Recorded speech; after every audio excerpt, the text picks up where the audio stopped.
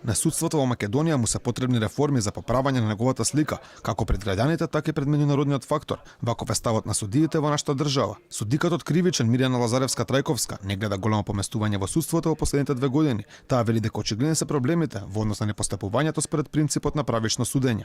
Ние се уште имаме проблеми со необразложени судски одлуки, се уште имаме проблеми со нееднаков пристап кон страните во постапката, па се дава приоритет најчесто на обвинителството визави другите страни. Се уште имаме проблем со многу честото посегнување по притворот, наместо да се применуваат други мерки.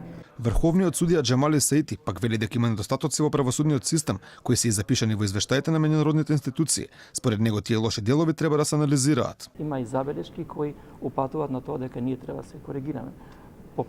Прецизно ќе кажам дека се уште се нотирани забелешки во однос на корупцијата, забелешки во однос на неказнивоста и некои други забелешки кои се однесуваат на функционирањето на системот правосудие во Републиката. Еден од најгорливите проблеми во судството во Македонија е недовербата која граѓаните имаат кон него. Судиите се свесни за овој проблем и порачуваат дека мора да се поработи на реформите како би се поправила оваа слика. Јас сум свесен дека имаме проблем со довербата, не прв пат го кажувам, многу пати го кажувам. Судството беше ставено во положба да трпи спроведувањето на правдата и правдата треба да биде видлива.